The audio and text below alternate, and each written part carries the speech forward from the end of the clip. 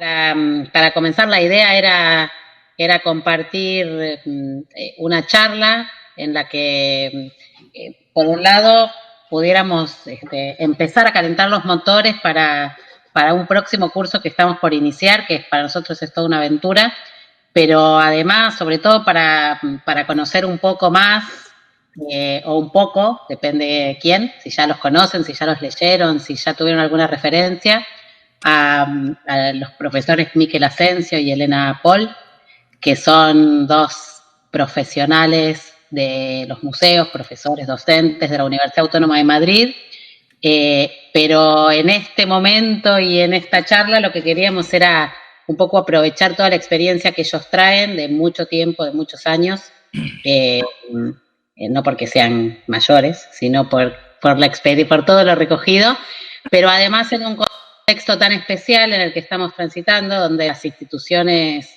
y todas las instituciones, los museos en particular, se vieron afectados, están cerrados, bueno, en Latinoamérica están cerrados, en España, bueno, nos contarán ustedes y en el resto del mundo cómo van estando, y también conocer un poco qué están haciendo, ¿no? Así que un poco de eso va la charla y estoy segura de que todos los participantes de este momento quieren escucharlos para saber un poco en qué están. Así que, por un lado, digamos, vamos a abrir en esta presentación más que informal, abrimos ese chat para que puedan hacer preguntas, lo que quieran saber de lo que están haciendo, de los profesores. Y por otro lado, Miquel y Elena, si quieren comenzar un poco a contarnos, a charlar, bueno, ahí mientras vamos esperando que se sigan arrimando al fogón los compañeros y compañeras que vemos que están ahí entrando. Así que, un poco así, desarmado, empezamos a armar esta charla, si quieren. Cualquiera que quiera escribir en el chat pueden ir mandando las preguntas, no importa el momento. Miquel y Elena están encantados de charlar con todos y con todas. Así que adelante. Una pregunta, ¿cómo puedo yo manejar el PowerPoint? El PowerPoint Ahí, con las flechas, como hiciste recién. No hice nada. No, nosotros yo lo hice. Fue Vero. Tocás en la diapositiva que tenés, yo la veo abajo de las imágenes. Ah, claro. Vale. O con las flechas de izquierda a derecha también pasan las diapositivas. A ver, voy a intentarlo, ¿vale? Vale. Sí. Un poco a modo de presentación, pero insisto, en el chat habilitamos las preguntas en cualquier momento y yo las voy leyendo y las voy compartiendo con los profesores. Miquel y Elena, cuando quieran, estamos ansiosos por escucharlos. Bueno, vamos a empezar a comentar algunas cosas que teníamos preparadas mientras, si la gente va haciendo preguntas o... la charla es una charla informal, no tenemos especial interés en contar un PowerPoint. Esto no es un PowerPoint locutado y no es una clase, digamos, en ese sentido formal. Recuerdo que cuando empezamos a pensar qué podríamos hacer en una sesión de este tipo, nos pedisteis desde ahí que habláramos del tema de los museos en el momento del COVID-19 en el que estamos. Yo no sé si la gente está un poco harta ya de hablar de estos temas, porque últimamente, no sé si os pasa, pero tenemos montañas de webinars de estos donde todos los comités de ICOM están organizando montañas de conferencias online sobre la situación de los museos y nos pasamos el día hablando un poco de la situación de los museos. Bueno, es razonable porque la situación es una situación muy rara, muy atípica, muy extraña y hay muchos museos cerrados, como esa diapositiva que os hemos puesto ahí para arrancar. Así han estado los museos en España durante 3 meses aproximadamente y hace ya como mes y pico empezamos las distintas fases de reconexión. Bueno, es interesante reflexionar un poco sobre qué es lo que ha pasado y sobre todo cuáles han sido las reacciones de la gente sobre lo que ha pasado, porque tenemos un poco reacciones de todo tipo, ¿no? Tenemos, por ejemplo, esta primera diapositiva que os hemos puesto ahí, que es uno de los museos en los que trabajamos nosotros y que aprovecharon el parón, digamos, para hacer una serie de trabajos que habitualmente no podemos hacer. Ahí veis en la diapositiva que se está haciendo un calco digital de la Cueva Pintada. La Cueva Pintada es un museo, es un parque arqueológico que tiene una cueva donde están los restos de pintura rupestre más antiguos de las Islas Canarias.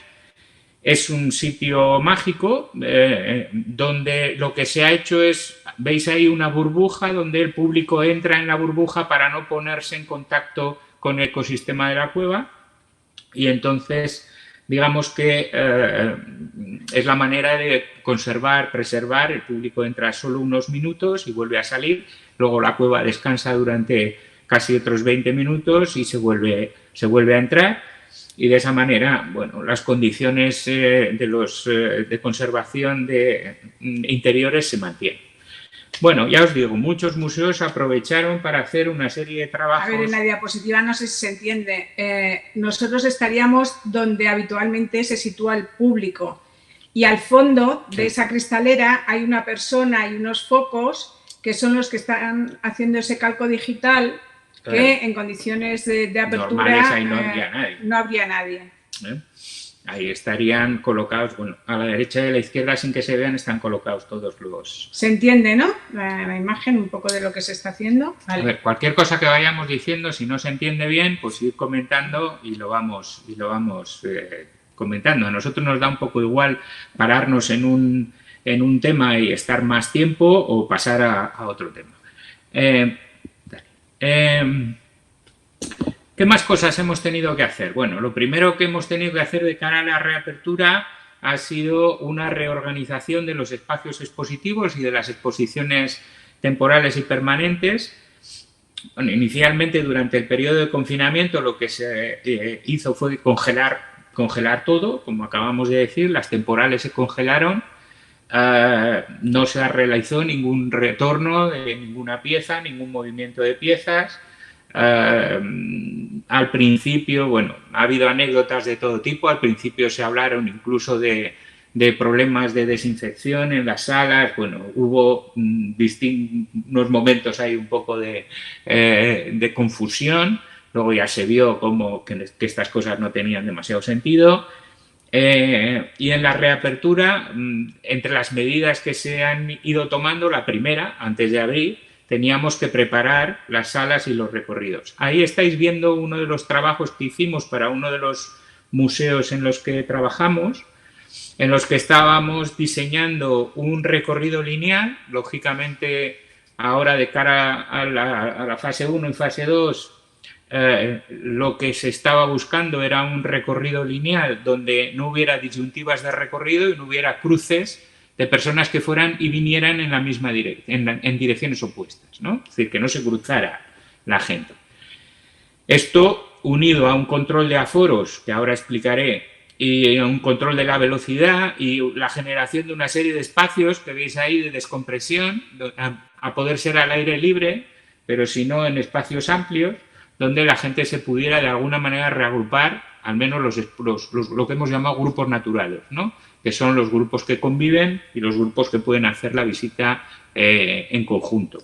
A ver, una de las cuestiones es que el Gobierno y el Ministerio de Cultura decretó en España una limitación de personas, de aforo, pero, claro, operativizar esto es muy difícil. Por ejemplo, en este caso son edificios históricos, es la Casa de Colón en Las Palmas de Gran Canaria, y donde las habitaciones son pequeñas, las salas de exposición son pequeñas, porque son espacios de unas casas. En algunas ocasiones el espacio de transición no llegaba a 2 metros, con lo cual no se podía mantener la distancia social de seguridad. Y Bueno, entonces lo que- es concretar esas directrices y plantear recorridos que, bueno, que garanticen esa distancia social y esa las condiciones las de condiciones. seguridad sanitaria. En muchos museos lo que hemos hecho, lo que se está haciendo es renunciar a una parte sustancial de la exposición. Es decir, que se hace una selección, no se entra en todas las salas, no se accede a todos los rincones que habitualmente se pueden hacer. Y se establecen una serie de recorridos lineales que garanticen el acceso también a los servicios, que es un tema muy importante, y una seguridad mínima. El problema es que las condiciones de aforo que comentábamos al principio, claro, el gobierno te lanza de manera muy alegre y te dice 1/3 de aforo o en fase 1, un 50% en fase 2 o un 75% en fase 3, y luego ya casi un 100% en la nueva normalidad. El problema es que eso no es tan fácil de calcular porque, como sabemos, el público en un museo no es una foto fija. Es un movimiento browniano, ¿no? Es decir, aquello se mueve en todas direcciones y hay que tener claro, primero, dos cosas. Bueno, hay un primer punto muy importante. Si tenemos estudios de público antes y tenemos observaciones de cómo el público se mueve en esas salas, vamos a tener un capital importante para poder planificar. Es decir, la gente que haya hecho previamente estudios de público y estudios y evaluaciones de cómo se movía la gente por las salas ha tenido la ventaja enorme de poder planificar ya sobre comportamientos reales previstos, observados anteriormente. En caso de no tener eso, hay que hacer análisis de varios tipos. El primero es un cálculo de un número de unidades expositivas, número de unidades funcionales. El número de unidades funcionales, sabemos que los grandes dígitos nos están diciendo que no hay museo en el que se visite más de un 70% del número de unidades funcionales. Por tanto, esto nos permite ya de entrada hacer un cálculo del número de unidades que tenemos que manejar. El segundo tema es hacer un cálculo razonable de la velocidad de visita. Esto es factible en función del número de recursos que hay en sala y del tipo de recursos que hay en sala. Es decir, cuántos textos, cuántos audiovisuales, cuántos están. Hay que ir calculando tiempos de lectura, tiempos de visionado, etcétera. Y con eso se hace un cálculo estimado de la velocidad y eso nos permite hacer un cálculo de velocidades, lo cual nos va a dar la cantidad de aforo, de acceso al aforo que nos permite, es decir, la carga. Nos permite calcular la carga de tanto visitante por hora. Bueno, la ventaja que hemos tenido y la ventaja que está teniendo todo el mundo es que al principio, cuando el aforo hay que controlarlo mucho, como la demanda está siendo muy baja, entonces no ha habido especiales problemas en la reapertura, porque incluso los museos pequeños han estado rondando los primeros días en, como mucho, mejor de los casos, en un 25-30% de visitantes y por tanto no tenían especiales problemas de control de cargas, ¿no?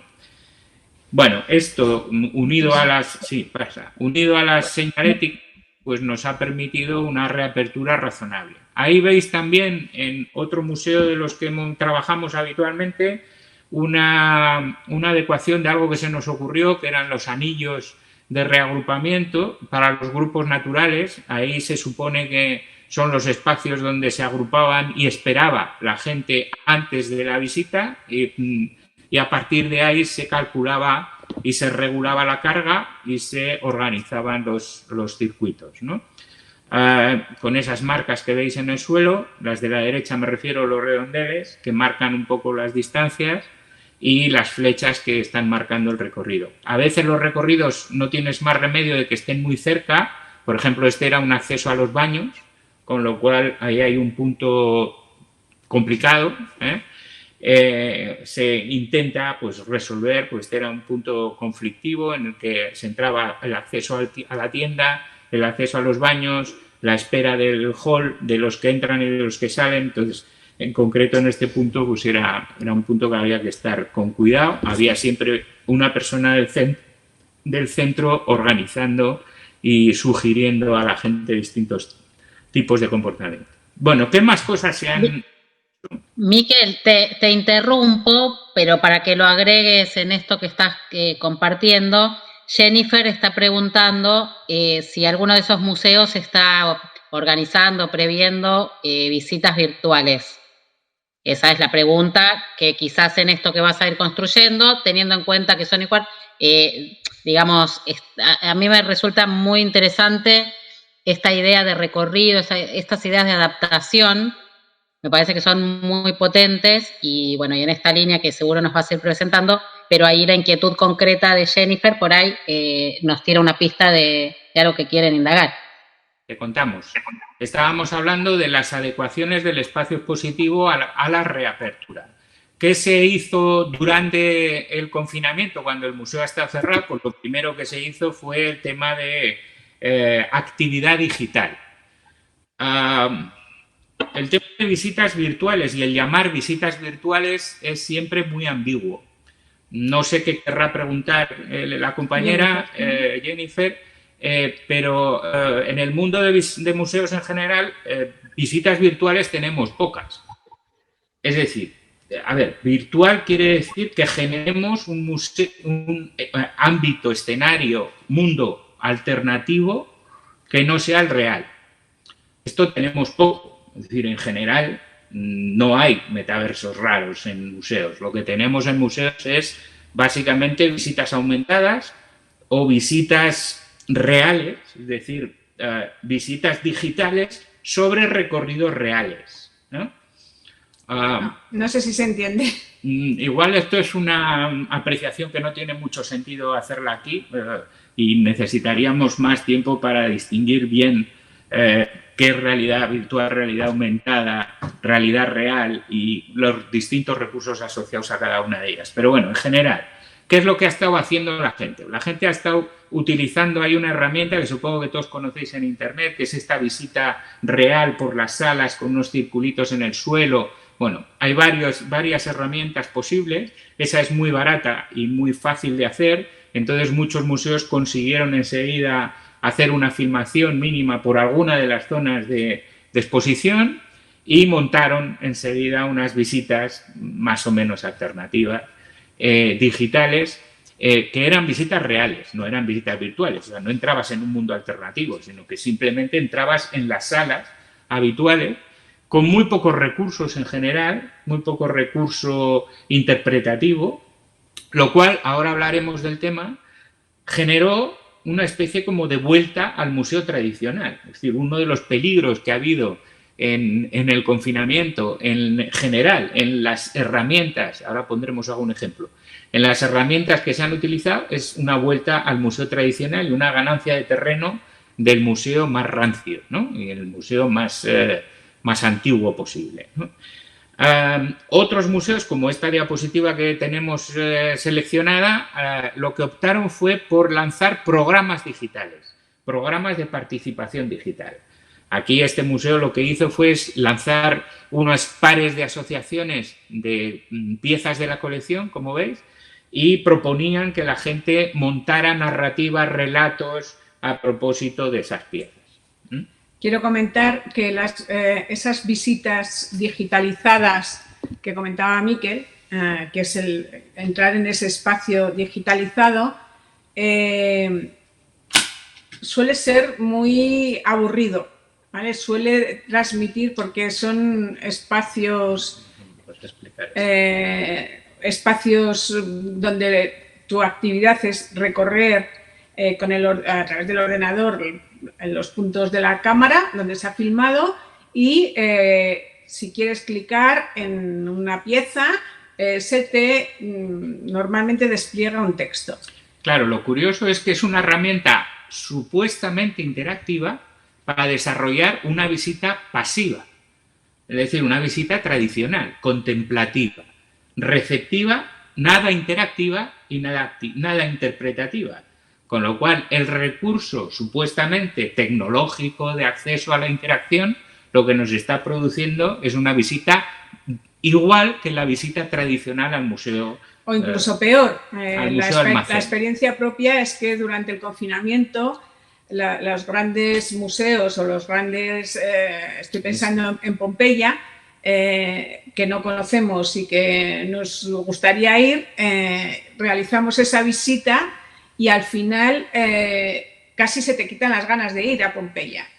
Porque tal y como lo dices pues es la experiencia personal, porque pasear con el ordenador por unos espacios, la experiencia es radicalmente distinta a los espacios reales. Entonces, si no ofrecemos algo más, tenemos un problema. A ver, pongamos otro ejemplo. Ahí veis un cuadro clásico de Rubens. Es el Martirio de San Andrés, es una obra que está en la Fundación Carlos de Amberes en Madrid. Es una de las obras emblemáticas de ese museo.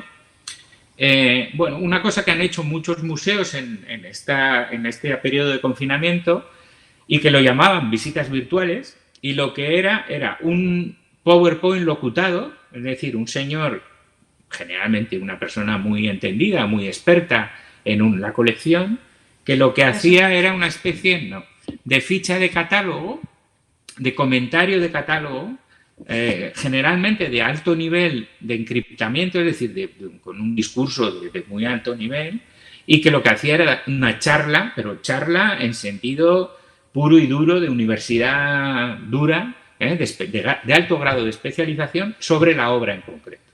Esto ha sido otro de las respuestas habituales de muchos museos y, como veis, también es una vuelta clarísima al museo tradicional. Sí, pasamos. Era un ejemplo del Prado que no tenía mucho sentido. Bueno, un museo que se ha estado moviendo muchísimo durante este tiempo ha sido el Museo de Historia de Barcelona.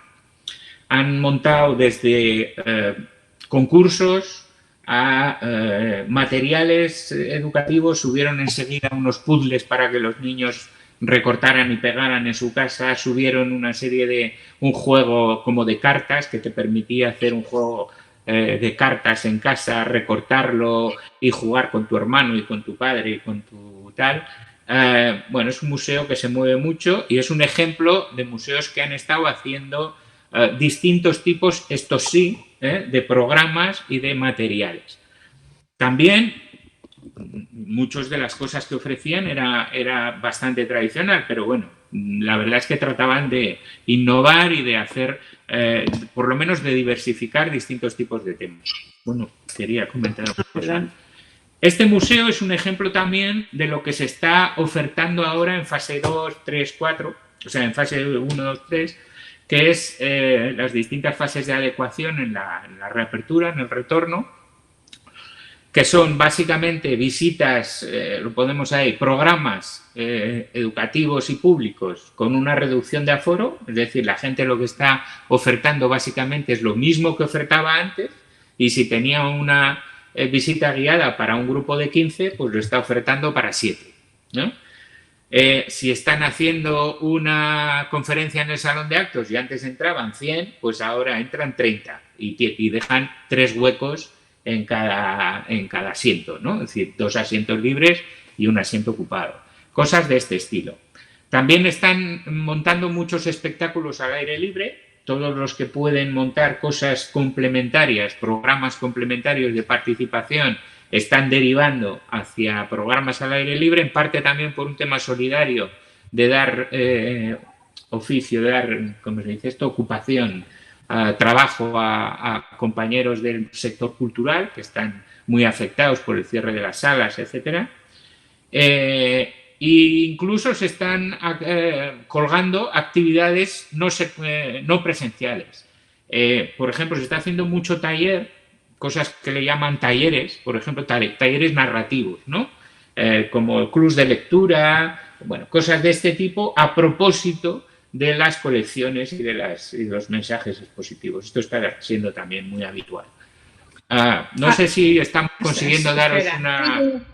Me parece que está interesante esto de ver, bueno, hay mucho para ver de distintos museos. Me parece que fue una buena presentación de las resoluciones que están tomando los que van abriendo y los que no van abriendo, o aunque vayan abriendo. Aparecieron algunas preguntas vinculadas a esto de, bueno, cómo hacer, más allá del confinamiento, cómo hacer las visitas y demás, pero yo iría dejando este tema, pasaría más a lo que ustedes están por ahí desarrollando, poder contar un poquito más de la experiencia que están teniendo.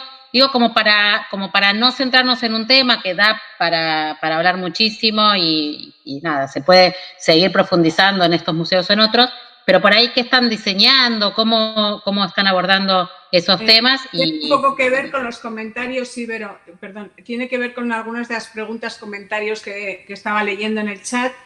A ver, el tema del COVID y del confinamiento y de la nueva normalidad debería obligarnos a planificar y de manera distinta, no volver a hacer lo mismo que veníamos haciendo.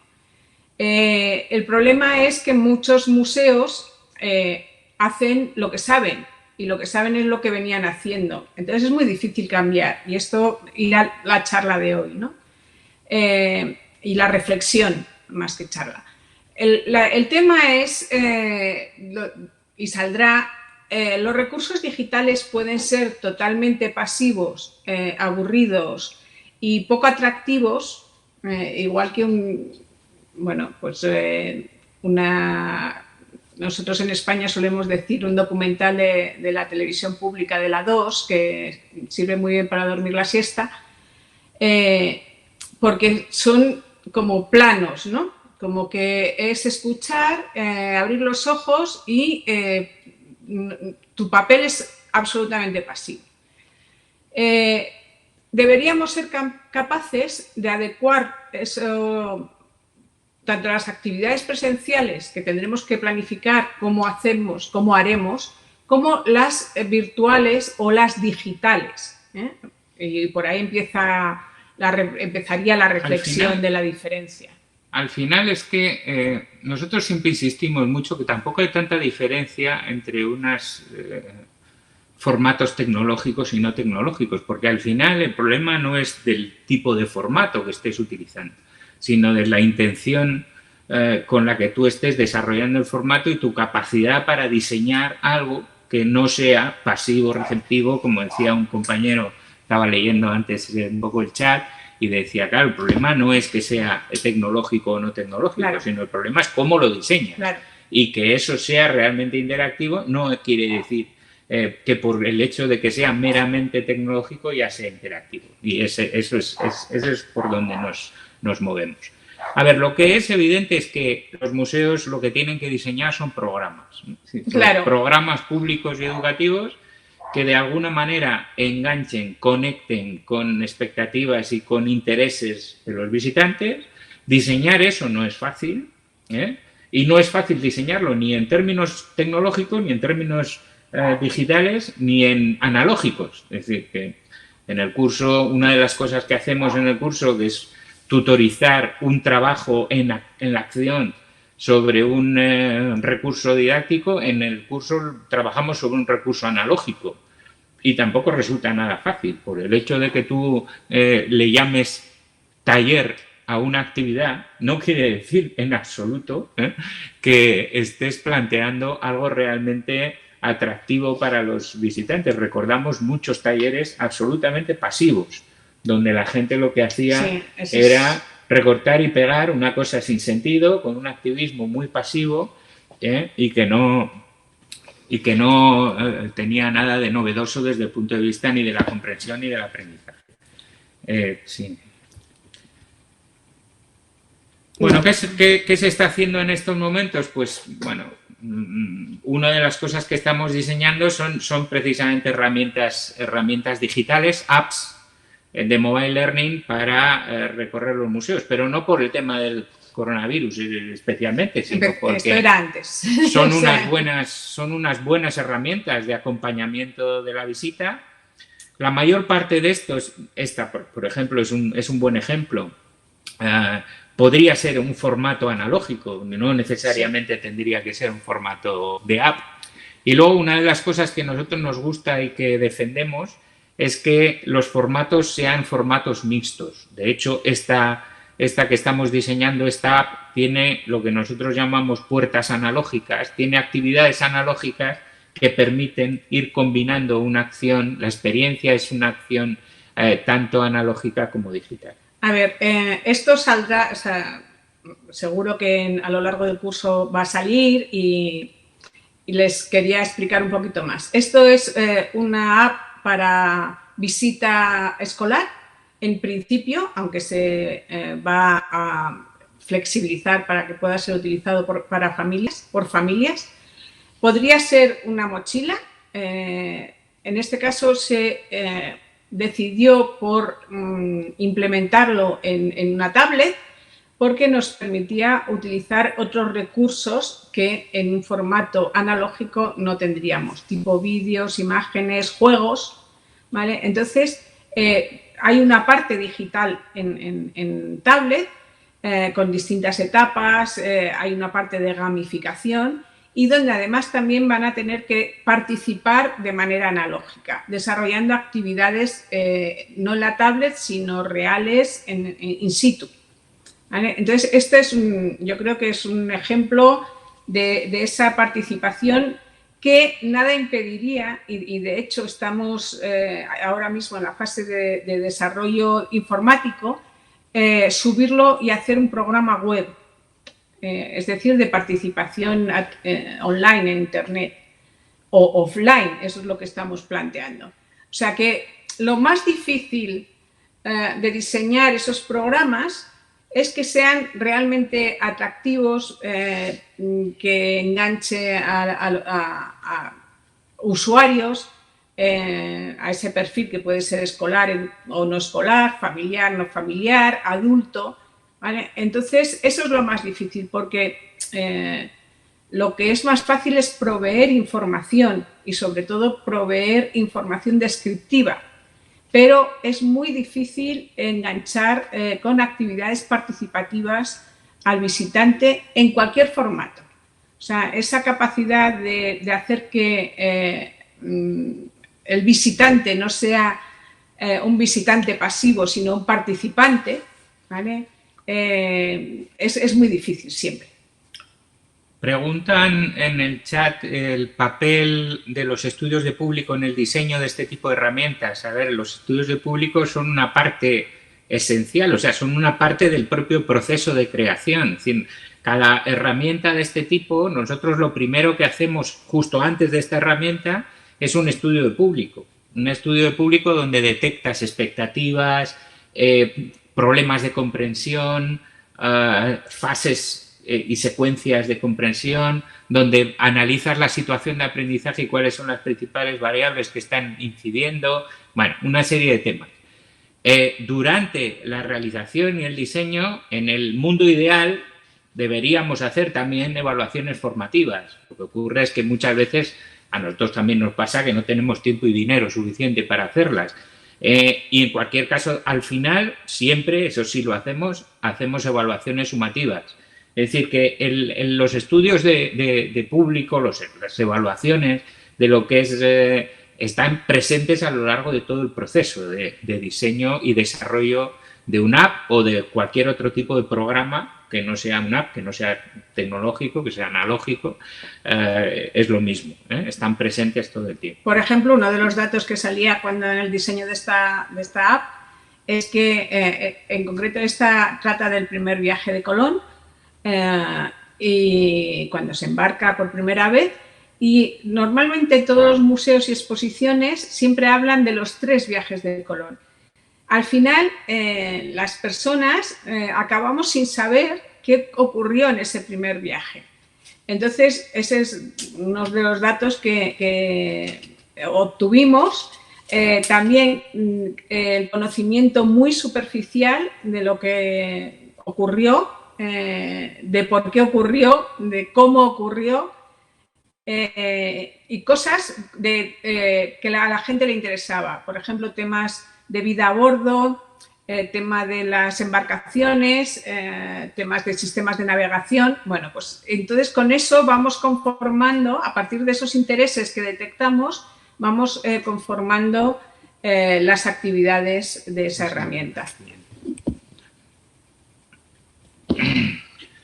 Bueno, vamos a pasar muy rápido algunos de los trabajos que tenemos en marcha, simplemente para que veáis así que lo sepáis. Un poco en flash algunos de los trabajos. Se acaba de terminar la evaluación de un trabajo en Cosmocaixa, que es un museo de ciencia, una exposición inmensa, casi 5.000 metros cuadrados expositivos con 200 y pico displays. Hablaros de esta exposición sería muy largo, pero os podéis hacer un poco idea que lo que se estudia ahí es qué tipo de problemas de comprensión tiene la gente y problemas de uso cuando se enfrenta con este tipo de problemas, ¿no? Con este tipo de conocimientos, conocimientos que son en sí mismos complejos. ¿Puedes pasar la diapositiva? Sí. Ahí veis, por ejemplo, una cámara de niebla, que es un dispositivo que te permite observar la incidencia de las partículas elementales, los muones, los quarks, etcétera. Comprender el mundo cuántico pues es un reto epistémico personal increíble, ¿no? O entender, otro de los efectos era el efecto Venturi, el otro era el efecto Coriolis. Bueno, son efectos científicos que los interactivos te permiten manipular, y esto, ¿puedes dar para atrás? Esto quería poner de ejemplo. Una de las cosas que evaluamos es que los niños manipulan, los niños le dan en el efecto Coriolis, que son esa fuentecita que sale ahí, el chorrito de agua, le dan a la manivela o le dan al botón y entonces esto gira, pero claro, una cosa es que gire en la manivela, esto lo hemos hablado muchas veces, ¿no?, en los museos de ciencia, y otra cosa es que entiendan algo, ¿no? Los niños en el efecto Venturi le dan al chorro de aire y sale el aire, pero de ahí a que entiendan cómo el avión se sostiene en el aire, pues hay un salto muy cualitativo muy importante, ¿no? O, bueno, les puede gustar mucho el Homo erectus que hay ahí, pero entender la importancia del fuego en la civilización, y por qué el fuego le permitió ser al erectus el primer emigrante, por ejemplo, pues son conceptos complicados de manejar, ¿no? Bueno, todo ese tipo de trabajos se hacen, son trabajos del tipo de los que hacemos habitualmente. Esta foto que veis ahí es el Museo Nacional de Arte Romano y es un programa sobre temas de Living History, algo que nos interesa bastante porque tiene mucho que ver con las fiestas patrias en el fondo, y bueno, con la enseñanza de la historia y la identificación de la historia, más cosas. Pásalo, porque si no... Programas de voluntariado, Museo Cajal es otro de los trabajos en marcha con lo que llevamos ya meses.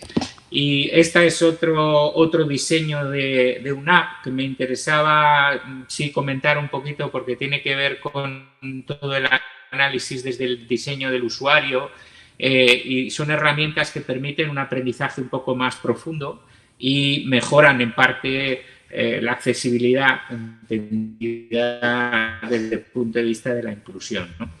La noción que sí quería comentar, que desarrollaremos también es la noción de exoesqueleto epistémico, es decir, de exoesqueleto como programa. Los recursos en el fondo son exoesqueletos que nos ayudan a centrar el conocimiento del mensaje expositivo. El mensaje expositivo suele lanzar un conocimiento muy complejo, y los formatos de los recursos pues nos ayudan a bajar, digamos, a enganchar ese conocimiento, bien entendido que cada recurso tiene sus ventajas y sus inconvenientes. Me da igual si es analógico o digital, tendrá unas affordances positivas y negativas. Y esto hay que estudiar muy bien porque en el diseño de programas, si no tenemos en cuenta esas dificultaciones o esas facilitaciones, pues vamos a tener problemas sustanciales de diseño, ¿no?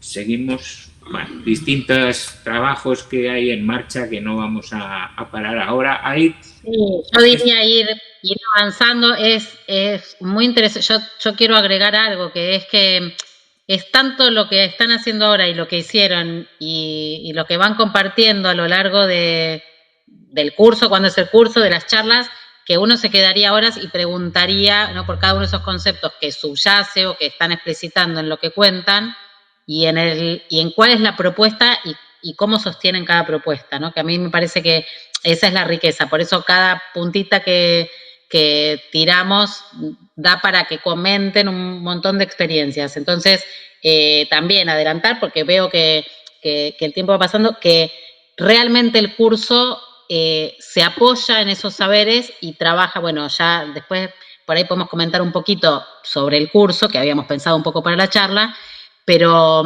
realmente esto que estamos viendo, que es cómo Miquel y Elena comparten su experiencia de un modo generoso, si los hay, es lo que pasa a lo largo del curso, es lo que comentan los compañeros y las compañeras que van cursando, ¿no? Para introducirlo. Así que, bueno, nada, si quieren, avancen, pero quería agregar eso, porque ahí veo que aparecen algunas preguntas o comentarios que tienen que ver con ese desarrollo, que me parece que está claro. Ahí aparecen los conceptos que bueno, nada, piden desarrollo, que es los cursos mismos, ¿no?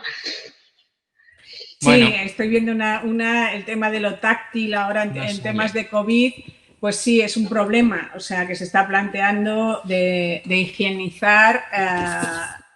¿Dónde hay que darle? A ver, aquí y aquí. vale. Uno de los problemas de las herramientas digitales estamos...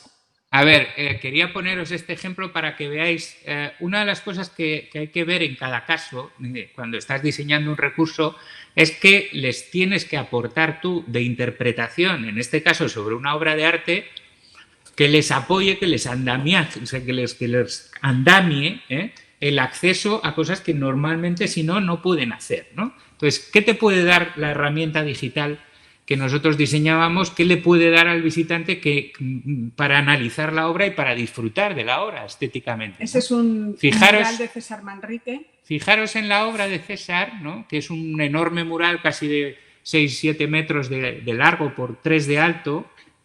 Entonces, el app digital lo que te permitía era, por un lado, quitarle el color para hacer el análisis de formas mejor, y luego te permite identificar determinado tipo de formas, ¿no? Y contextualizar y comparar distintos tipos de obras que comparten determinado tipo de análisis, en este caso un análisis volumétrico, ¿no? De composición artística, ¿no?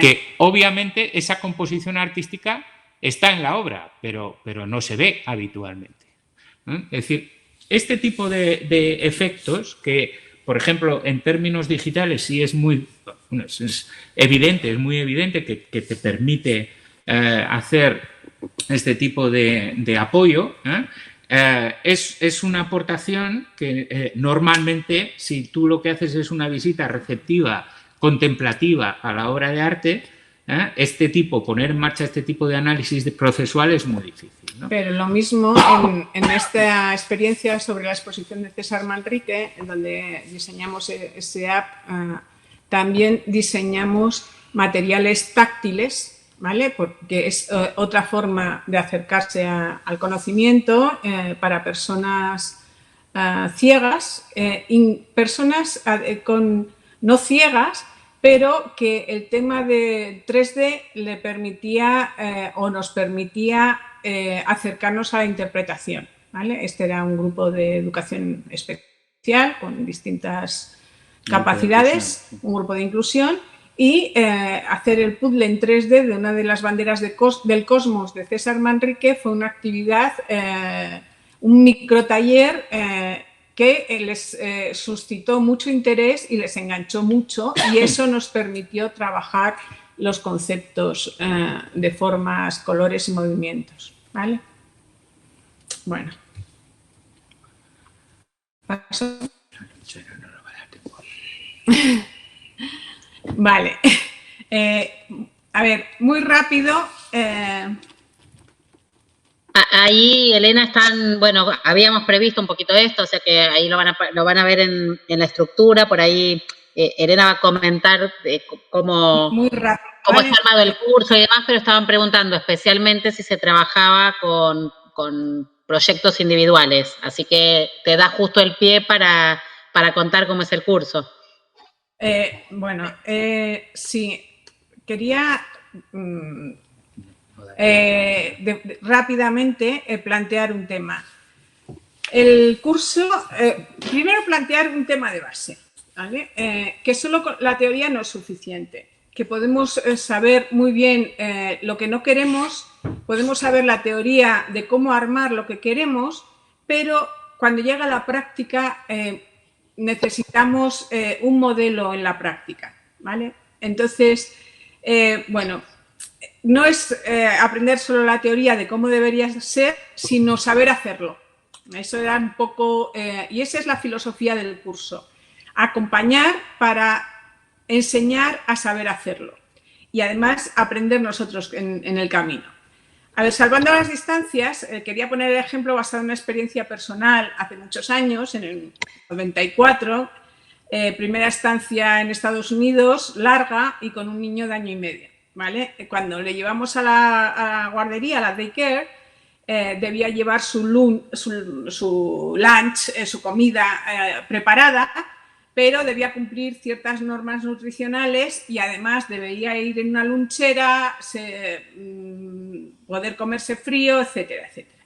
Vale, nos proporcionaron una hoja con todas las instrucciones de lo que debía llevar a nivel nutricional, debía llevar vegetales, frutas, proteínas, grano, bueno, claro, era nuestra experiencia, nosotros no sabíamos preparar la lunchera porque nos encontrábamos por primera vez en eso y cuando sabíamos la teoría y cuando la poníamos en práctica, la pusimos en práctica, pues aplicamos el modelo que conocíamos de cocina española, dieta mediterránea.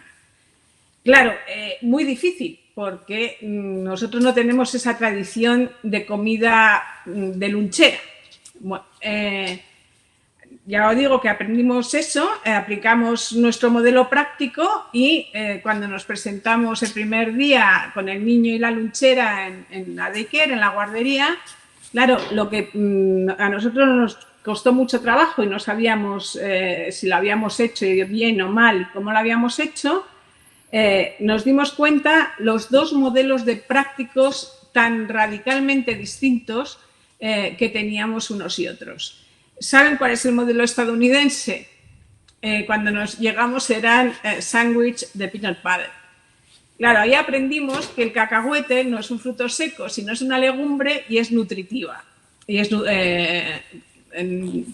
proteína. Es proteína vegetal, muy saludable, con mucha grasa, pero muy saludable. Y entonces se resolvía con zanahorias o brócoli, con el grano era el pan de sándwich, la proteína era el peanut butter, y unas slides, unas rodajas de manzana. O ponían plátano en el sándwich. Bien, ¿qué queremos decir con esto?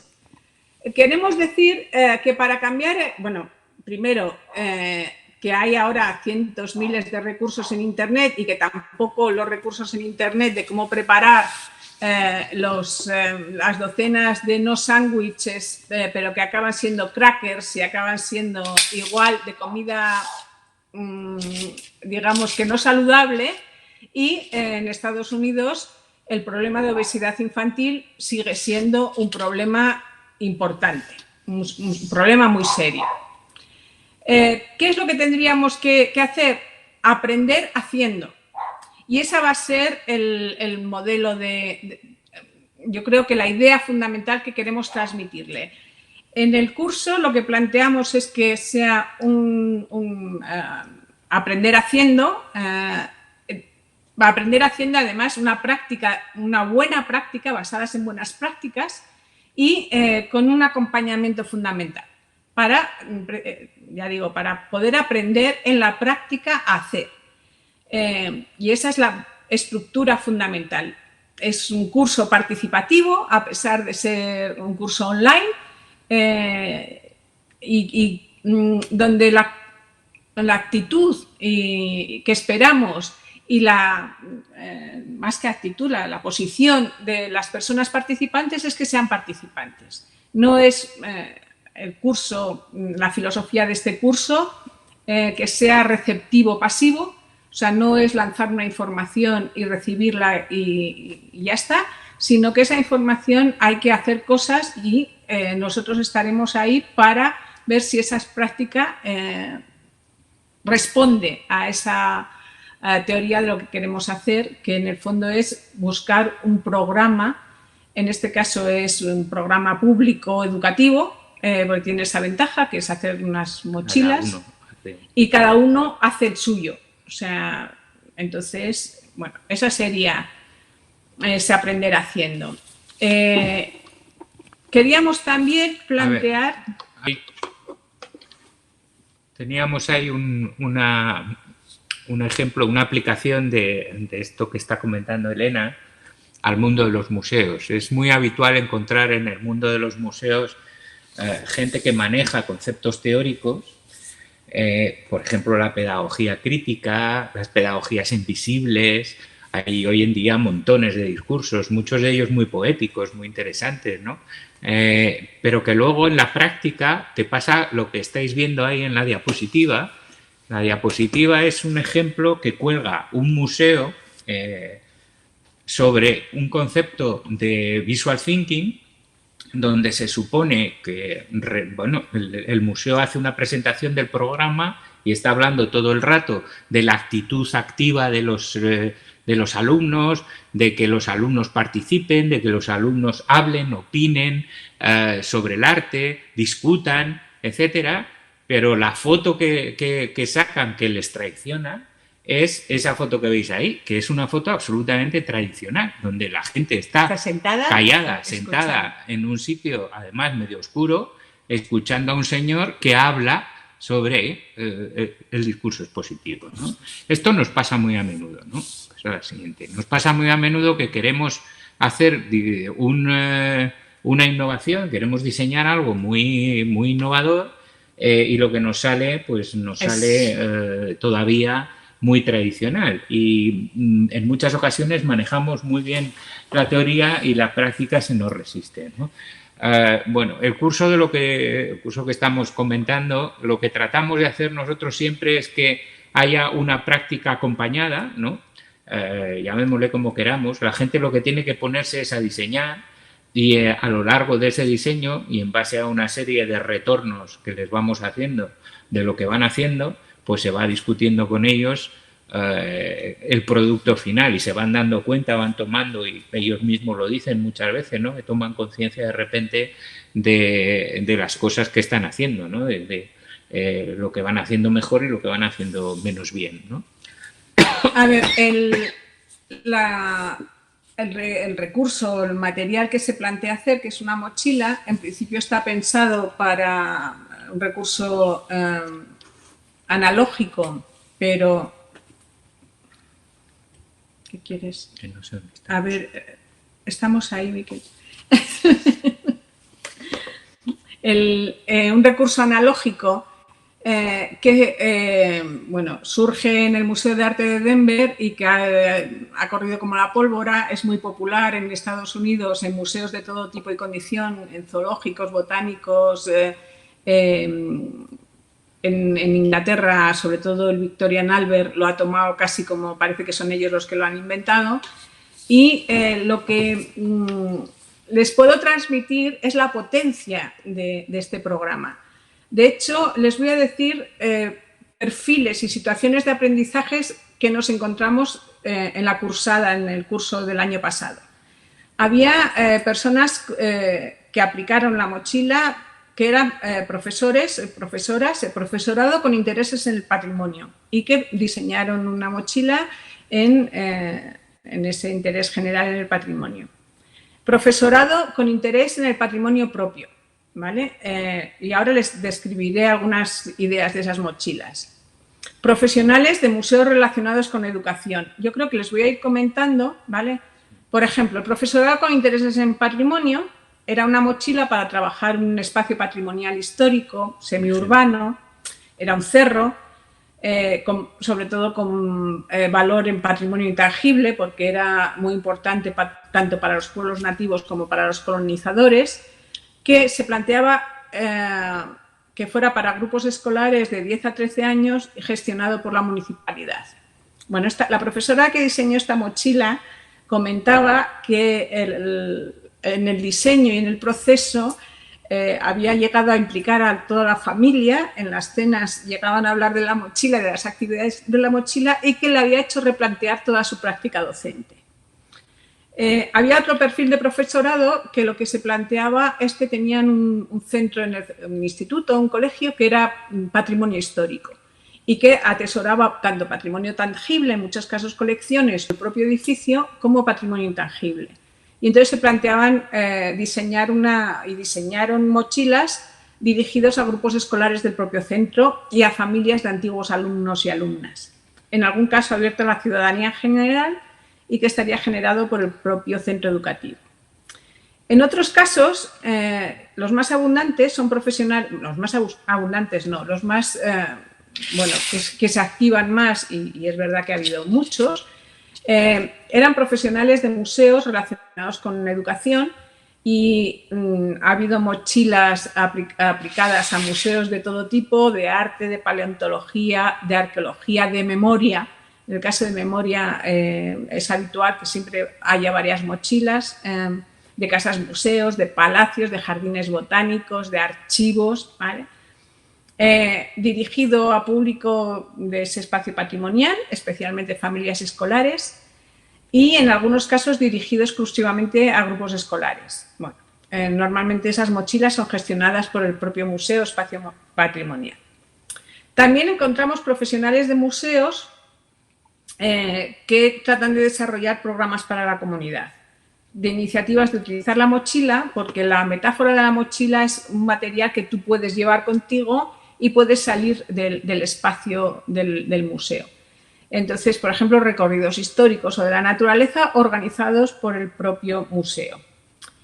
También nos hemos encontrado con profesionales de turismo con interés en el patrimonio, que se han planteado la utilidad de este programa en recorridos turísticos urbanos. Nos encontramos una mochila para un hotel histórico diseñada para clientes del propio hotel, también de cafés históricos, bueno, mochila hasta de un cementerio nos encontramos, histórico. También hay profesionales de la educación sociocultural que trabajan en centros culturales, parques urbanos, para trabajar tanto patrimonio tangible como intangible del espacio, de las tradiciones, para dinamizar también exposiciones temporales, en fin. También intérpretes del patrimonio natural o cultural, por ejemplo, mochila para un área natural protegida, donde se planteaba que estuviera gestionado por una dirección de parques. En definitiva, el programa de mochilas es un programa muy versátil, ¿vale? Que se adapta, es muy potente, y además el aprender a diseñar ese programa nos va a permitir aplicarlo en otros contextos distintos al de la propia mochila. Entonces yo creo que esa es la fuerza, ¿no?, de este aprendizaje en la acción, de este programa de mochilas. Das paso, si quieres, bueno, ahí vemos. Es muy interesante esto que dice Elena, esta sistematización que pudo hacer de los cursos anteriores, y es eso, ¿no? La verdad es que cada colega que cursa, de los distintos escenarios, esos que muy bien describías, ¿no?, que no tienen que ver solo, aunque son los más, quienes vienen del mundo de la educación y quienes vienen del mundo de, comillas, los museos, pero es esto, cuando terminan se van con una propuesta bien armada y muy andamiada en su diseño, porque hay una ida y vuelta en la construcción. Así que en general quienes cursan valoran muchísimo esa instancia de producción, ¿no?, que se quedan con algo hecho, pero además, como dice Elena, hay una potencialidad en la transferencia de eso a otros escenarios, a otras temáticas, a otras propuestas que realmente se valora, ¿no?, y en la que trabajamos intensamente en ver cómo en la modalidad a distancia logramos buenas propuestas o una buena propuesta que ayude en ese sentido, ¿no? Ese es un poco como ese fundamento de la propuesta. De hecho, Vero, en algunas de las personas que participaron en las cursadas anteriores no tenían nada que ver con el patrimonio y se lo planteaban como un reto. O sea, porque es ser capaz, ver si soy capaz de diseñar este proyecto, que en el fondo el resumen es que es un material que para hacer que participe el otro. Entonces, buscar este gancho y esta conexión es un reto que lo puedes aplicar en muchos ámbitos, ¿no? Entonces, bueno, de hecho, para nosotros el reto es buscar la participación en un curso online, que suele ser, nuestra experiencia es que suele ser bastante pasivo, ¿no? Que la actitud del alumnado es receptiva pasiva. Y ese es también nuestro reto y nuestro aprendizaje, ver si somos capaces de aplicar esos procesos de participación en otros ámbitos radicalmente distintos. Sí. Bueno, no sé si querés contar, si querés que comente yo un poco como un avance. No sé, Elena, si vos querías contar o si querés que avance yo en la propuesta, como quieras, que quiera, ¿eh? Vamos leyendo, a ver si hay alguna pregunta para que... Sí. Ahí, por ahí, en relación al curso, mientras tanto vamos diciendo por ahí, si tienen preguntas sobre el curso, sobre lo que quieran preguntarles a Elena y Miquel, que vieron que contestan con gusto y expanden a más conceptos, casos y demás. Yo me quedo algo que yo avanzo un poquito en esto porque suele ser las preguntas, aunque por supuesto nos pueden seguir preguntando, ¿no? Pero el total del curso es de 8 semanas, ¿no?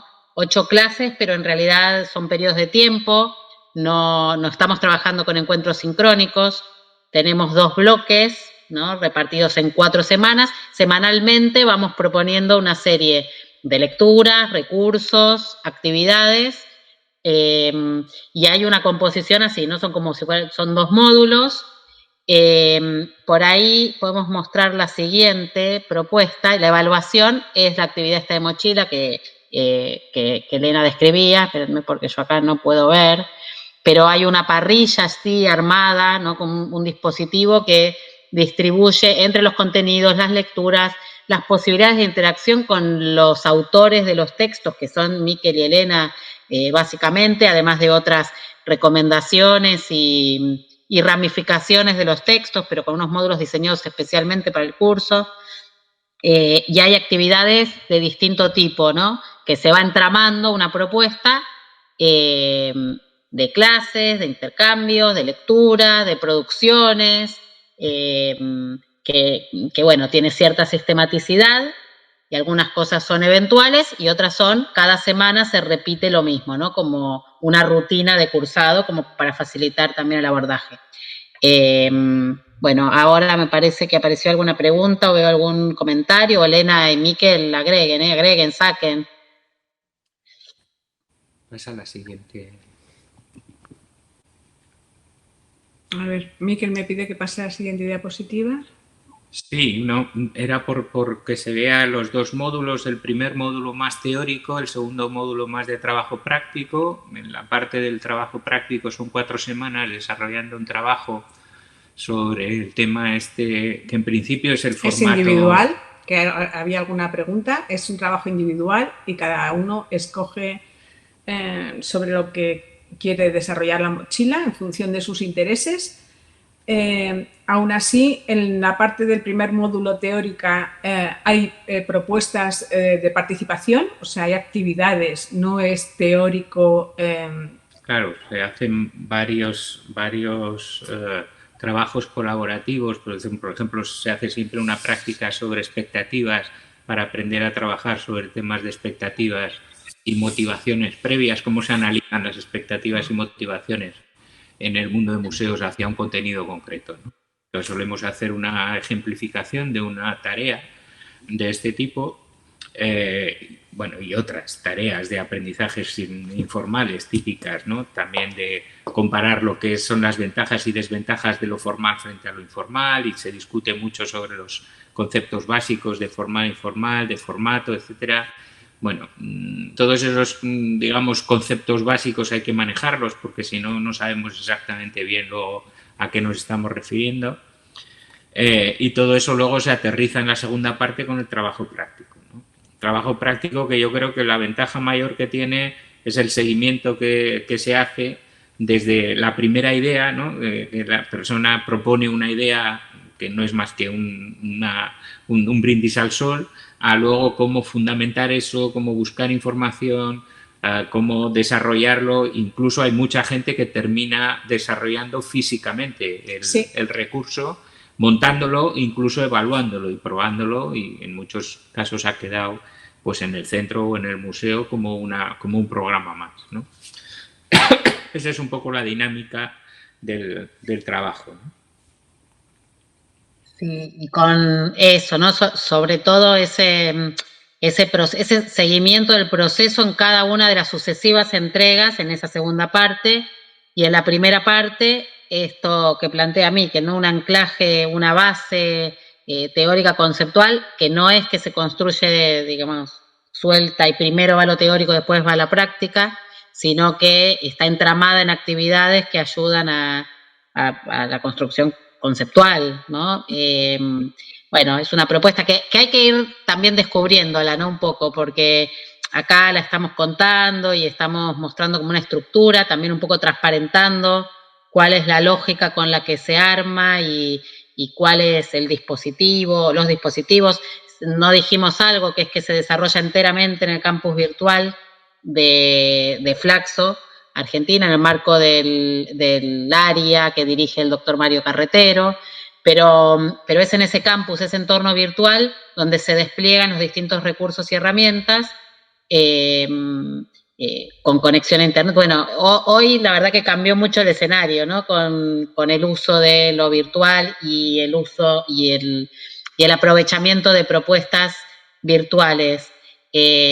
Por suerte, teníamos una trayectoria bastante larga, no solo en este curso, sino en muchas otras propuestas que desarrollamos a distancia en el marco del mismo proyecto. Y la verdad es que esta experiencia nos hace estar en este momento en el que, bueno, en Buenos Aires todavía no nos vamos a poder mover por mucho tiempo, y en el resto de la Argentina hay distintos, bueno, todos saben, como distintos movimientos, y en los otros países que nos están acompañando también, dependiendo las ciudades, están en distintas fases, pero lo que es cierto es que las experiencias formativas presenciales se ven bastante como alejadas en el tiempo. Y nosotros traíamos esa experiencia de trabajo en forma virtual que, bueno, nos hace estar un pasito adelante en estos sentidos, porque además nos interesa, nos inquieta, nos preocupa desde hace muchos años el sentido y la lógica de la mediación tecnológica para enseñar y para aprender, ¿no? Que en este caso además se complementa muy bien con la temática que tiene que ver con los museos y las tecnologías que aparecen vinculadas a los museos, según aparece ahí, y nos preocupa y nos inquieta y nos mueve a trabajar e investigar. Entonces, esa configuración, esa conjunción de la temática de los museos y la experiencia en museos y el aprendizaje en museos y la formación a distancia, ¿no? Que nos permite estar además en cualquier lugar del mundo, porque eso también no lo dijimos, pero en general tenemos participantes de distintos lugares, de muy distintos lugares, que bueno, nada, también es muy interesante ver cómo esas distintas realidades, ¿no? Que se presentan. Bueno. Nada, un poquito eso. Saben que ahí lo ponían en el chat, pero pueden hacer consultas. Si quedan cosas, seguramente les queden inquietudes, preguntas, dudas, sobre todo por las cursadas. Pero bueno, estamos para responder y ojalá que les interese, y si les interese, ojalá tengan ganas de hacer el curso que bueno, que bien vale la pena. El esfuerzo más que la pena. Hablando de esfuerzo, quizá es verdad que también hay un punto de autorregulación de la persona participante. Es decir, que hay personas que son más cercanas a los contenidos o les puede interesar más porque son profesionales relacionados y se van a enganchar más y más tiempo y van a profundizar. Y hay otras personas, bueno, pues que algunas de las tareas se pueden implicar menos o de las actividades, o porque esta parte teórica les puede pillar un poco más lejos. En cualquier caso, la idea es que cada uno también vaya interactuando y participando en la función de sus intereses y de sus posibilidades. O sea, hay todo un tema, esa parte teórica va a ser más autorregulada y la parte práctica lo mismo. O sea, el segundo módulo es ya el proceso de diseño de ese programa público, que es diseñar una mochila, y va a ser la relación, el acompañamiento va a ser individual y personal directo con nosotros. Y también esa persona se va a autorregular su propio trabajo. Es decir, que muchas veces la duda, porque está trabajando de manera intensa, la comunicación va a ser casi constante, resolviendo dudas o preguntas o viendo si esa idea es factible o no. Entonces, bueno, decir eso, que hay la autorregulación va a ser importante en función no tanto de la exigencia del curso como de la exigencia individual personal. Sí, quería comentar, bueno, podemos quitar el PowerPoint ya porque no tiene sentido tenerlo ya más abierto. Quería comentar o terminar, bueno, un poco con debate un poco abierto, con las preguntas, contestando un poco las preguntas que queráis, pero comentar un poco que la experiencia que hemos tenido de otros años, este es el cuarta vez que se va a hacer el curso. La experiencia es que en la parte más teórica, claro, depende mucho del background que trae cada uno en su propia mochila, ¿no? Sí. Claro, entonces, bueno, ahí se suelen armar discusiones, yo recuerdo varias veces discusiones pues de relativa profundidad y siempre hay gente que le parece que es un poco más superficial y hay gente que le parece que es demasiado profundo y que le cuesta seguirlo. Ahí lo que solemos hacer es adecuarnos muy bien a las preguntas que nos va haciendo cada gente en su momento e ir contestando y tratando de apoyar un poco pues a la gente un poco en función del nivel en el que está, ¿no? La gente que viene del ámbito educativo siempre tiene más problemas con la parte de museología, pues porque hay conceptos museológicos que son más complicados, que por lo menos te suenan menos, y viceversa, ¿no? La gente que viene de museos muchas veces lo que le falta es conocimiento didáctico, ¿no? Y no digamos nada, pues si aparece gente pues de turismo, de tal, pues que de repente, pues claro, hay conceptos que pues claro, no saben quién es Brunner y entonces pues hay que explicarles desde el principio qué es la cooperación, colaboración, etcétera, yo qué sé, podríamos poner muchos ejemplos, ¿no? De todas maneras, en la parte más teórica no suele haber problema, yo creo que la gente sigue bien en general las lecturas, son lecturas relativamente fáciles, sigue bien las exposiciones y además este año a través del canal de YouTube meteremos también algún material de apoyo de los que hay y de los que podremos generar. Y también lo que ayuda mucho son las distintas actividades, por ejemplo, la simulación de experimentos que hemos hecho ya varias, solemos hacer 2 o 3 a lo largo de cada curso, ¿no? Les ayuda mucho a la gente a entender qué realmente se está trabajando, ¿no? Lo que yo decía antes de las expectativas o los problemas de comprensión, que en algún momento dado hemos puesto alguna tarea de problemas de comprensión o alguna tarea de observación. A ver, se plantea un tema de aprendizaje profundo, intenso, en muy pocas semanas, pero no se puede abordar tampoco todo en la profundidad que cada participante desea.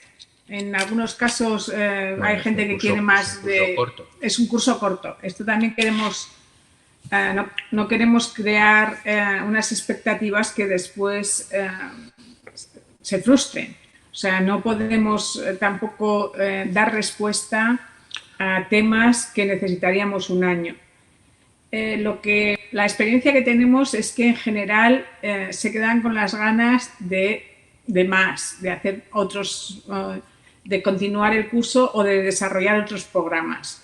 Todo se andará, pero de momento la modalidad de este curso es curso corto muy concreto, donde, bueno, tenemos la experiencia, ya lo hemos rodado, y donde seguimos disfrutando a pesar de que el esfuerzo es inmenso. A ver, muy gratificante, ¿eh? No quiero, pero en cada mochila les prometo que es como si estuviéramos diseñando esa mochila que ustedes están... Caso real. De un caso real. No sé si hay alguna pregunta. Vero se ríe porque sabe que es verdad que hay.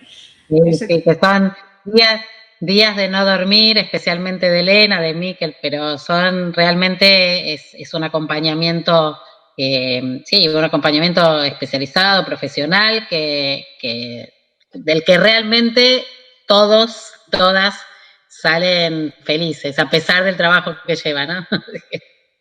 Sí, la única frustración es la virtualidad, ¿no? Después no poder tener la real y verla. Ahora no se puede. Ahora no se puede, esa es la ventaja. Que tiene que ser Elena, todo. Fede. perdón, se me cortó. Simplemente agradecerles muchísimo a Elena, Miquel, Vero por este tiempo, espacio, a sabiendas del calor que hace en España, del frío que hace en Buenos Aires. Así que nada, muchísimas gracias por la charla y nos vemos pronto. En el 20 de agosto, en menos de un mes, arranca el curso, así que nos estamos viendo en el campus, si les parece.